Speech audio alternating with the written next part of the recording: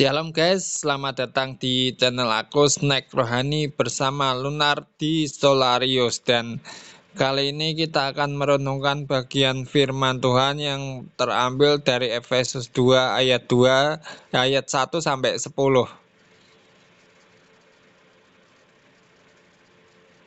Wah, keren banget. Kalau kamu mau, aku bisa bantu teruskan naskahnya atau bikin renungan singkat dari Efesus pasal 2 ayat 1 sampai 10 itu. Kamu pengen nuansa penyampaiannya yang santai dan menyentuh, atau lebih serius dan mendalam? Santai saja untuk merenungkan kebenaran firman ini yang menguatkan, yang memberikan motivasi kepada kita, yang menegur dan mendidik dalam kebenaran ini sambil ngopi. Asik, santai tapi berbobot sambil ngopi hadirat Tuhan ya. Oke, ini aku bantu buatkan renungannya ya, gaya santai dan membangun. Selamat datang kembali di channel Snack Rohani, bareng gue, Lunardi Solarius. Hari ini kita santai aja dulu ya, sambil ngopi, sambil merenungkan firman Tuhan yang powerful banget dari Efesus pasal 2 ayat 1 sampai 10. Tahu nggak sih, dalam ayat pertama, Paulus langsung ngehantam kita dengan fakta keras. Kamu dahulu sudah mati karena pelanggaran-pelanggaran dan dosa-dosamu. Wah mati bro, bukan setengah hidup. Bukan sedesat. Artinya, dulu kita tuh bener-bener nggak punya arah, nggak punya koneksi dengan Tuhan, kayak kabel putus. Tapi bagian yang luar biasanya adalah Tuhan nggak biarin kita di kondisi itu. Ayat 4 bilang, tetapi Allah yang kaya dengan rahmat, oleh karena kasihnya yang besar, yang dilimpahkannya kepada kita. Wah ini bro, kasih yang nggak nunggu kita baik dulu. Tuhan udah sayang kita bahkan saat kita masih hancur dan bebal. Dan klimaksnya di ayat 8, sebab karena kasih karunia kamu diselamatkan oleh iman, itu bukan hasil usahamu, tetapi pemberian Allah. Nah ini dia, motivasi hidup kita bukan karena kita keren, bukan karena kita layak, tapi karena Tuhan kasih hadiah keselamatan itu. Gratis! Tapi bukan murahan ya. Kalau kita terusin ke ayat 10, ada satu hal yang kadang dilupain. Karena kita ini buatan Allah diciptakan dalam Kristus Yesus untuk melakukan pekerjaan baik. Jadi bukan cuma diselamatin terus duduk manis, tapi Tuhan udah siapin tugas, jalan hidup, dan karya baik yang kita harus jalanin. Gitu guys, renungan Efesus 2 ini ngajarin kita kalau hidup kita sekarang bukan kebetulan. Tuhan punya maksud dan rancangan, dan semuanya dimulai dari kasih karunia. Sambil nyeruput kopi, yuk kita pikirin. Apa ya pekerjaan baik yang Tuhan udah siapkan buat aku hari ini? Kamu biasanya merenung sambil denger lagu apa nih? Atau ada bagian dari Efesus ini yang paling kena di kamu? Ya, kita fokus ke Efesus 2 ayat 8 sampai 10. Ini hal yang penting supaya mengingatkan kita tentang keselamatan itu merupakan anugerah dan pemberian dari Allah. Wah, ya banget. Efesians 2 ayat 8 sampai 10 itu ibarat jantungnya Injil. Kalau direnungin pelan-pelan, ayat-ayat ini tuh kayak harta karun buat jiwa kita. Sambil ngopi, yuk kita resapi. Sebab karena kasih karunia kamu diselamatkan oleh iman, itu bukan hasil usahamu tetapi pemberian Allah. Nah, ini tegas banget ya. Keselamatan itu bukan karena kita usaha keras, bukan karena kita rajin pelayanan, bukan karena kita hidup lebih baik dari yang lain. Tapi karena kasih karunia, grace. Itu nih kemurahan hati Tuhan. Kita cukup percaya, terima dengan iman. Dan itu pun sebenarnya karena Tuhan juga yang menolong kita bisa percaya. Lanjut, itu bukan hasil pekerjaanmu. Jangan ada orang yang memegahkan diri. Udah jelas banget. Nggak ada yang bisa sombong di hadapan Tuhan. Nggak ada yang bisa bilang, aku diselamatkan karena aku lebih rohani. Nope. Terus yang ayat 10 ini penting banget. Karena kita ini buatan Allah, diciptakan dalam Kristus Yesus untuk melakukan pekerjaan baik yang dipersiapkan Allah sebelumnya. Ia mau supaya kita hidup di dalamnya. Jadi keselamatan bukan akhir dari cerita, itu justru awal petualangan kita bareng Tuhan. Kita ini ciptaan Tuhan, masterpiece-nya, dan dia udah siapin jalan-jalan baik buat kita jalani.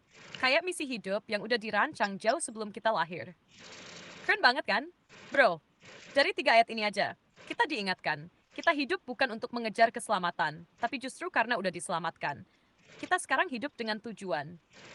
Ayat mana yang paling kuat menempel di hati kamu?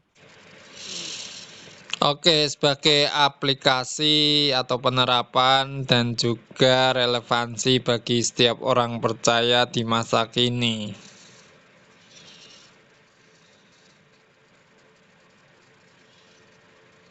Mantap, kita masuk ke bagian yang aplikatif ya. Biar firman ini bukan cuma teori, tapi nyata di kehidupan kita sehari-hari. Jadi, dari Efesus 2, 8, dan 10, ada beberapa hal yang bisa banget kita tarik buat kehidupan orang percaya masa kini. Pertama, jangan terjebak pada pola usaha menyenangkan Tuhan demi diselamatkan. Banyak orang Kristen masih hidup dalam ketakutan. Mikir, mereka gagal sekali aja, keselamatannya bisa hilang. Padahal, ayat ini nunjukin kalau keselamatan itu murni anugerah, bukan hasil kerja. Jadi kita bisa hidup dengan rasa syukur, bukan ketakutan. Kedua, iman yang sejati akan melahirkan hidup yang penuh karya baik. Bukan karena ingin dapat keselamatan, tapi karena kita sudah diselamatkan. Jadi kalau kita udah terima anugerah itu, semestinya kita terpanggil untuk menjadi saluran kasih, keadilan, kebenaran, baik dalam keluarga, kerjaan, komunitas, bahkan dunia digital. Ketiga, setiap orang percaya punya pekerjaan baik yang sudah disiapkan Allah. Ini personal banget. Artinya seperti taksut. Oke, Neda. Entah kamu seorang guru, pelayan, tukang ojek, anak kos, atau pemusik gereja, Tuhan punya misi yang udah disiapkan khusus buat kamu. Dan terakhir, kita nggak bisa sombong atas apapun yang kita capai secara rohani. Semua itu rendah dasarnya. Ini bikin kita lebih rendah hati, nggak menghakimi orang lain yang masih jatuh bangun, dan justru jadi teman seperjalanan yang memulihkan. Jadi bro, saat kita sadar bahwa kita ini diselamatkan bukan karena hebat, tapi karena Tuhan baik, hidup kita akan jadi respons kasih, bukan beban hukum. Menurut kamu, pekerjaan baik apa yang paling kamu rasain Tuhan sedang percayakan ke kamu sekarang? Oke guys, terima kasih udah menyimak video aku dari awal sampai akhir dan aku berusaha untuk membuat video ini durasinya nggak kepanjangan supaya kalian nggak bingung dalam mendengar atau melihat apa ya, nonton renungan atau mendengarkan lah karena ya kalau kepanjangan nanti juga nggak nangkep poin-poin pentingnya ya. Jadi terima kasih guys sudah nonton video aku dari awal sampai akhir dan terima kasih untuk dukungan kalian untuk subscribe dan share kepada teman-teman jika video ini atau renungan yang aku sampaikan bersama ChatGPT ini bermanfaat untuk kalian semuanya dan memang aku memakai ChatGPT ini dalam membantu menyusun kerangka narasi supaya lebih bagus lagi daripada aku ngomong yang sering belepotan. Tetapi poin yang paling penting yang ingin aku sampaikan bahwa ChatGPT ini hanyalah alat bantu tidak menggantikan peran Roh Kudus dalam pewahyuan atau dalam inspirasi karena itu kembali ke kehidupan pribadi kita, hubungan kita atau relasi kita dengan Tuhan setiap hari melalui mesbah doa pribadi masing-masing ya guys. Jadi tolong jangan disalahpahami dan juga harapanku supaya kita memanfaatkan teknologi lebih baik untuk kemuliaan Tuhan dan kembali lagi kepada relasi hubungan kita kepada Tuhan.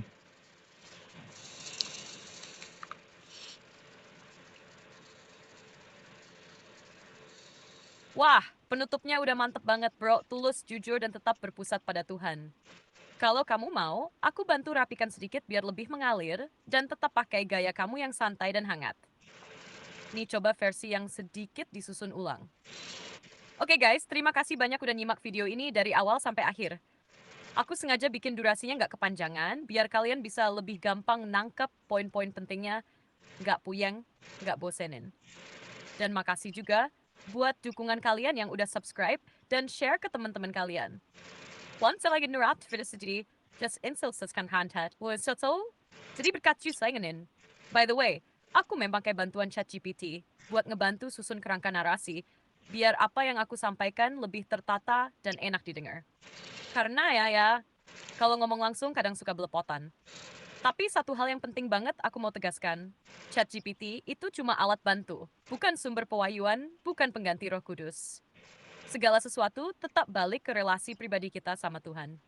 lewat doa, perenungan, dan mesbah pribadi kita setiap hari. Jadi, jangan sampai salah paham ya guys. Teknologi itu bisa kita pakai buat kemuliaan Tuhan.